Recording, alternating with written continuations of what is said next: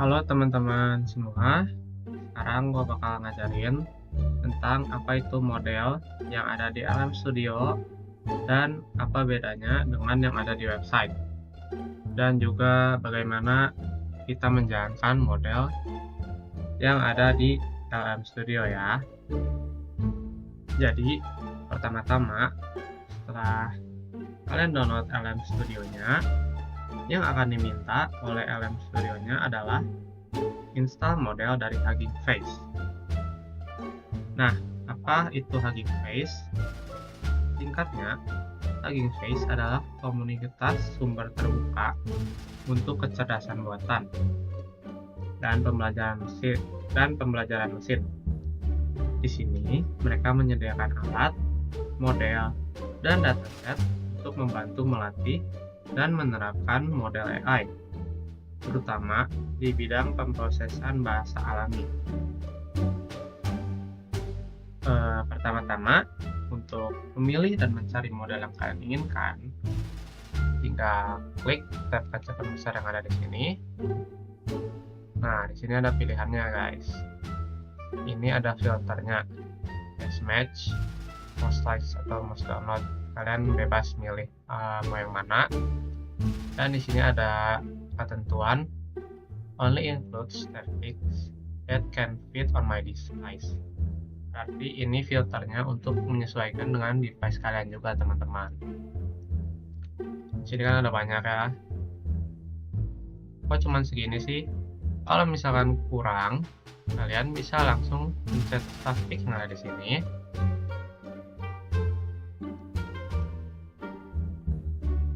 Nah, dia langsung direct ke situsnya si LM Studio. Nah, kalian tinggal pencet aja model di sini. Nah, ini juga lebih banyak, teman-teman. Kalian tinggal pilih dan sesuaikan aja sama device kalian ya. Oh, di sini gua pakai ya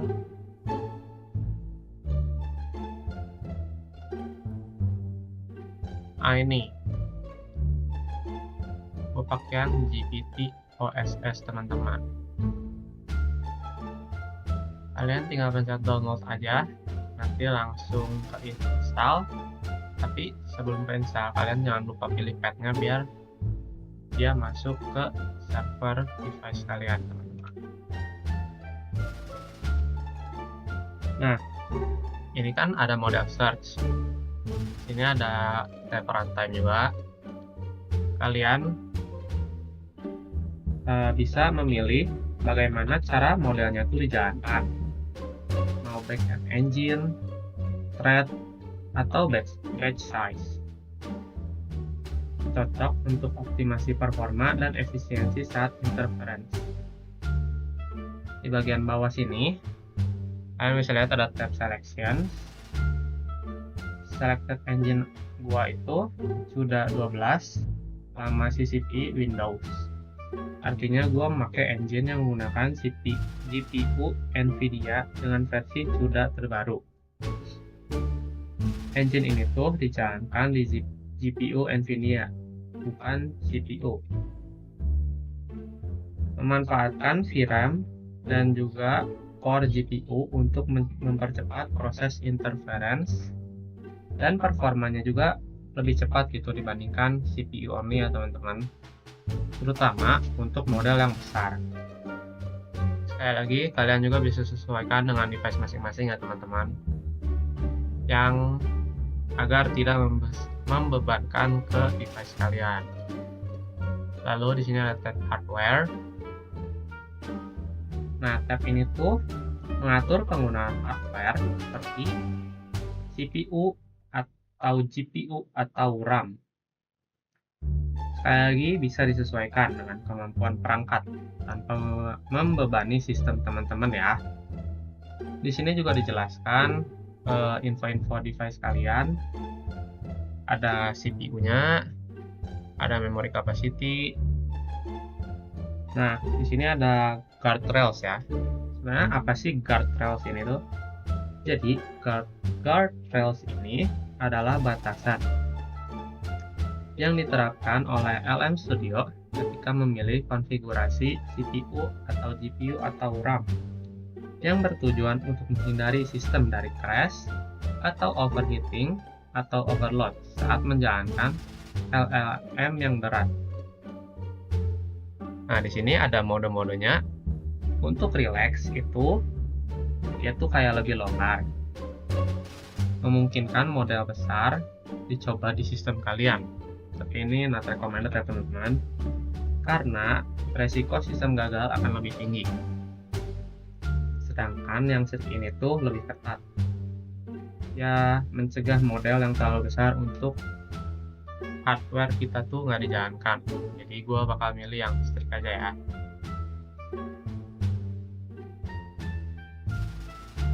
Oke, setelah kalian selesai mendownload modelnya, gue pakai OpenAI GPT OSS 20B, size-nya tuh sekitar 11 GB ya. Setelah kalian install modelnya, kalian pencet ke chat ini, oke. Lalu pilih model yang ada di atas ini. Nah, setelah ke download tuh nanti modelnya akan tampil di sini teman-teman. Kalian tinggal pilih aja si GPT ini. Nah, di sini ada apa aja sih? Di sini tuh untuk titik 3 tuh untuk filter. Mau kalian date created, date update, conversation length-nya, atau si urutan chatnya mau yang terbaru atau dari yang terlama teman-teman. Lalu untuk kaca pembesar tuh ya kalian buat nyari percakapan kalian dengan AI-nya. Misal udah ketumpuk, kalian ingin cari yang lama-lama, kalian bisa search di sini. Lalu ada create folder. Ini tuh buat memisahkan percakapan yang satu dengan yang lainnya. Dan yang terakhir ya kayak AI biasa ya, ada new chat. Jadi ini tadi kebikin sendiri, terus aku bikin yang baru lagi.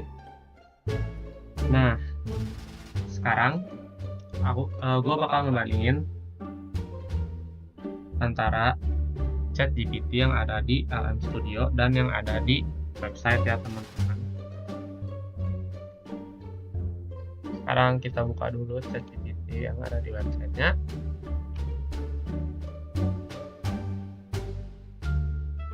Oke, kita mulai dulu dari si LM Studio-nya ya teman-teman. Oh ini kayak biasa. Ini buat listening effort-nya tuh kalian mau sepanjang apa? Ini plugin mah. Sama ini buat ngasih si file-file yang kalian inginkan. Dapat file, misal kalian mau ngasih zip, ngasih gambar juga bisa. Kita coba ya. Sekarang kita bakal coba kemampuan AI yang pertama, yaitu generate gambar.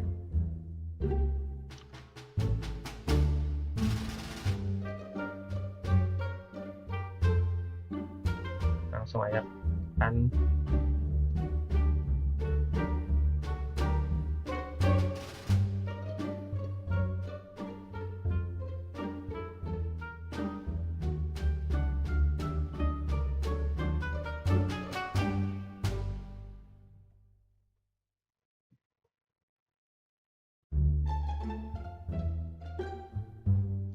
Oke, jadi di GPT di LM Studio, si modelnya nggak bisa generate gambar ya teman-teman.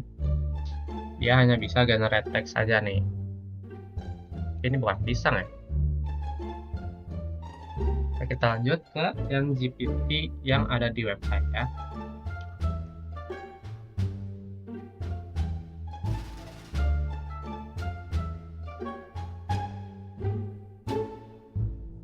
Nah, jadi untuk perbedaannya tuh di dalam studionya model GPT-nya tidak bisa generate gambar, sedangkan di YouTube kita bisa generate gambar.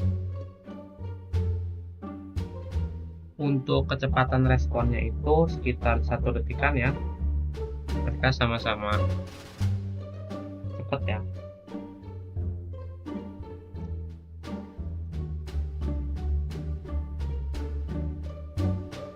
Sekarang kita coba berikan gambar.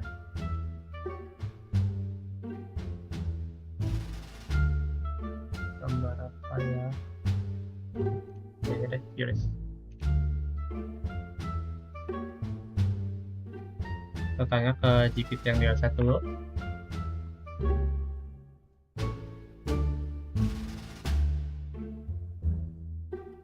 Oke, dia bisa baca gambar. Seperti mungkin kalian juga sudah tahu lebih banyak bagaimana GPT yang ada di website, kemampuannya apa saja ya. Kita ke LM Studio ya.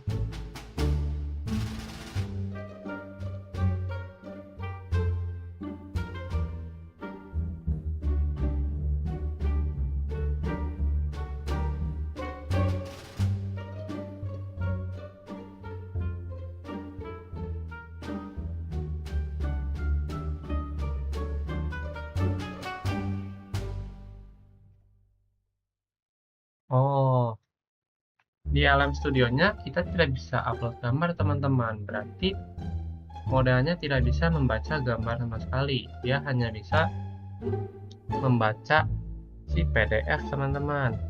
Coba ya.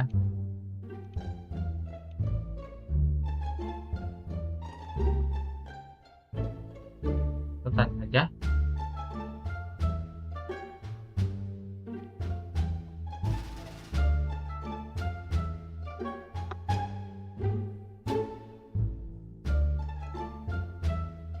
Ini agak lama karena emang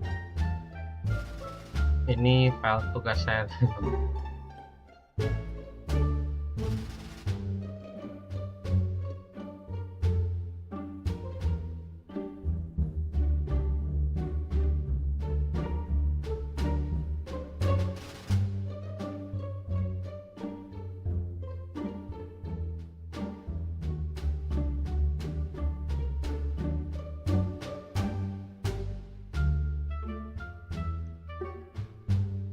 Kayak di garis bawah dulu ya teman-teman. Kecepatan yang ada di model yang ada di LM Studio itu tergantung si hardware device kita teman-teman. Jadi dia bakal lebih cepat kalau GPU-nya kuat.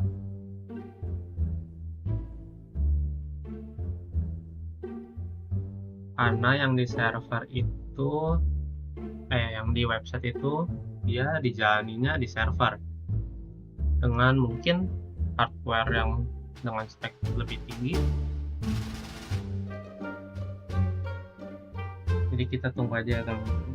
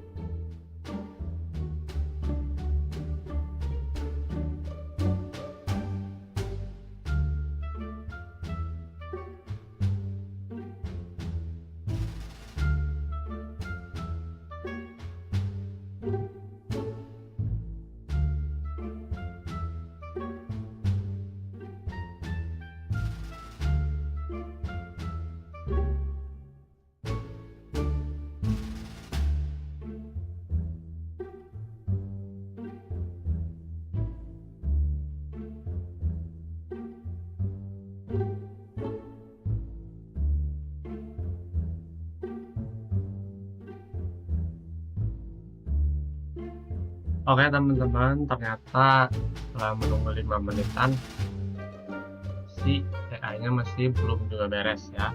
Jadi gua stop aja. Kita tes aja si internetnya, kita matiin.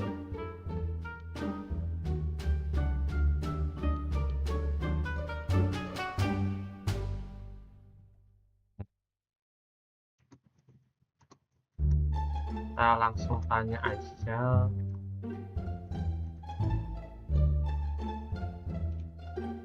Kita ganti chat. Ini juga sama. Kita stop dulu dan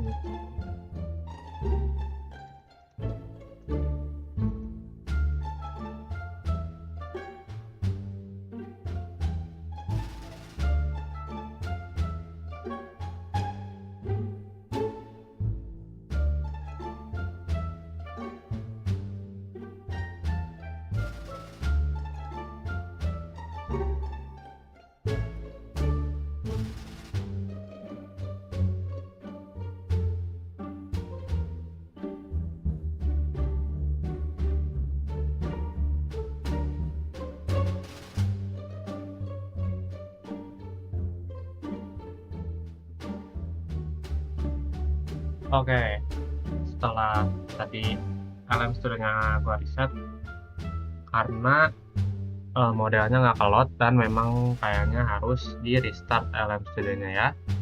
Setelah gue coba lagi, dia responnya sekitar 9 detik. Sekali lagi gue kasih tahu bahwa si kecepatannya itu tergantung hardware device kalian ya teman-teman. Bisa cepat kalau memang si spek kita tuh tinggi ya. Kita coba di GPT-nya ya.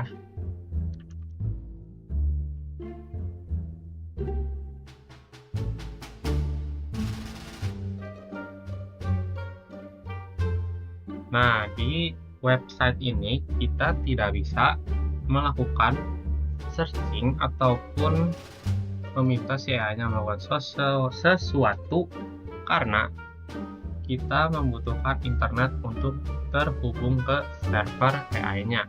Sedangkan si LM Studio itu AI-nya ada di device kita ya teman-teman. Jadi gue bakal jelasin keunggulannya. Pertama, untuk privacy dan data, LM Studio itu datanya tetap di komputer kalian, tidak akan dikirim ke server ya teman-teman. Sedangkan untuk yang website, input dikirim ke server, ada potensi datanya tersimpan ataupun login. Lalu hardware dan resource-nya seperti yang gua jelasin berkali-kali, si LM Studio harus menyesuaikan dengan kapasitas hardware kita, mau itu RAM atau GPU. Model besar bisa bikin sistem berat. Sama kayak laptop gua ini, modelnya cukup membebani sekali ke device gua ya. Lalu untuk yang website itu tidak membebani hardware lokal, karena semua prosesnya dilakukan di server teman-teman. Untuk biaya, ya tentu saja LM Studio itu gratis setelah model diunduh. Tidak ada biaya ataupun batasan per query-nya. Sedangkan website biasanya itu berbayar. Mau itu ada batasan per harinya ataupun batasan per query-nya itu tergantung AI-nya. Untuk kualitas model, ya untuk modelnya itu tergantung model yang kalian pilih. Mau Llama, Mistral, Gemma, DHI, semuanya bisa berbeda kualitas dari GPT resminya ya teman-teman. Sedangkan untuk website itu pakai versi terbaru dengan optimasi penuh dari mereka. Lalu untuk fleksibilitas dan kontrolnya, kamu bisa pilih model, format, runtime engine, dan hardware yang artinya kalian tuh lebih bebas bereksperimen gitu. Jadi kuncinya tuh kalian itu sendiri yang dimana kalian yang mengoperasikan si AI-nya itu sendiri. Sedangkan untuk website lebih terbatas, hanya bisa pakai model yang disediakan per AI-nya. Mungkin itu yang bisa gue bagiin. Sekian dan terima kasih.